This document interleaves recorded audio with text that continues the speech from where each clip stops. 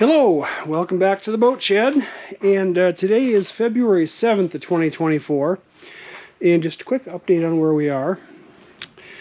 You can see plywood progresses here, and I would have had one piece left to go on here because I was going to come up to here with that sheet, but it would not twist on. So I'm going to do two pieces, one piece in here. And then the other piece that comes here, I think I might wind up cutting into 3 or 4 different pieces to go in here. And then I'll put fiberglass cloth on over top of it. As opposed to, I was a little leery of even putting fiberglass on this piece first. But I think I can get it bent on there. When you start getting these bending in 2 directions deals, or twisting is more the accurate description of that. It gets difficult, but anyway, I think we'll get that piece in, which I've got that one in process, and then this one here, like I said, I think I'll cut into strips and put these strips on here. And then again, the rest of this is going to get finished out with just some 1708 fiberglass cloth and then some 10-ounce over top of it. But yeah, we're almost there. So light at the end of the tunnel, at least as far as this stuff underneath the boat goes. Just got back from bringing a load of plywood in.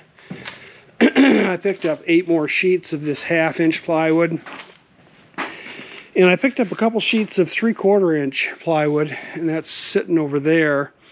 And that plywood is I think going to be for some cabinets up in the saloon there, that wall between the settee and the head. I think I'm going to build some cabinets in there, and I got to thinking, you know, while I'm working on the boat, it would be nice to have some, you know, some cabinets and closets to store things in. And that's going to be a pretty big project. That's going to be pretty in-depth, but irregardless, I think at some point here in the near future, I'm going to get started on that just so I've got some room. You going out? Trouble? No? Okay.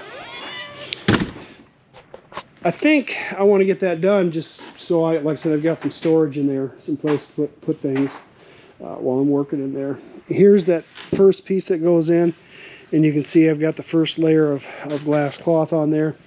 And I used I have been using the West System roller covers on this piece now. And what I did was I just cut one in half, and so instead of 4 inches, it's 3.5, but that still fits on the roller well enough that it's not an issue. And I think I like the West Systems rollers better. They seem to be doing a better job. They're certainly doing a better job, like I said, applying the cloth, pushing the cloth down when you go to put the cloth on there and wet it out. So that's working all right. Either one are better than those foam rollers that I was using, but I do think I like the West System rollers better. And this is going to be the door for the engine room. I was going to make this 1.5 inches, 2 layers of 3/4-inch ply, but I was looking at some of the hardware, and some of the hardware that I was looking at did not fit in doors that were over like 1.25 inches wide. 1.5 inches was just a little too much. So I made it 1.25 inches, and of course I've got the 2 sheets of plywood, 1/2 inch and 3/4 inch glued together, and then I've got some trim to go around it.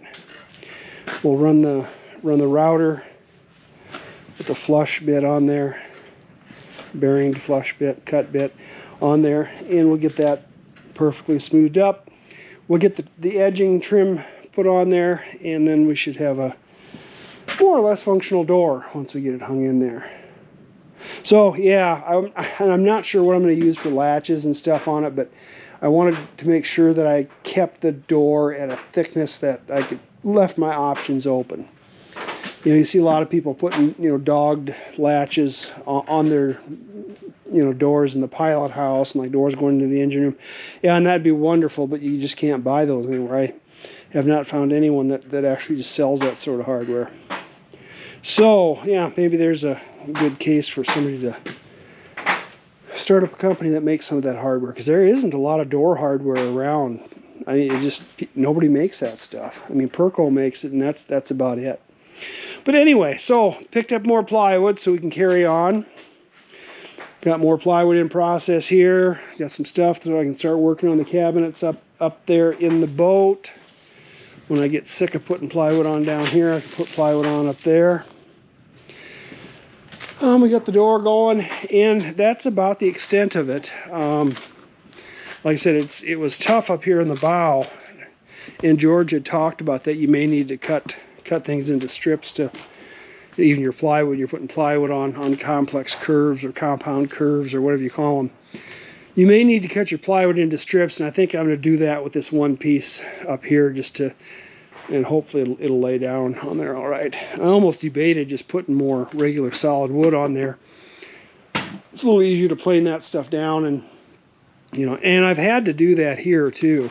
Some of this stuff where this curve gets a little more complex in here, there's been some little steps, between the pieces of planking. And so I had to do, and you can see down here, is use the planer and sander and whatnot to get this flattened out a little bit more, so the plywood lays on there a little better. So we're going, we're moving, we're making progress. Again, slow as it may be, we're making progress. So, but that's about all I've been up to this week.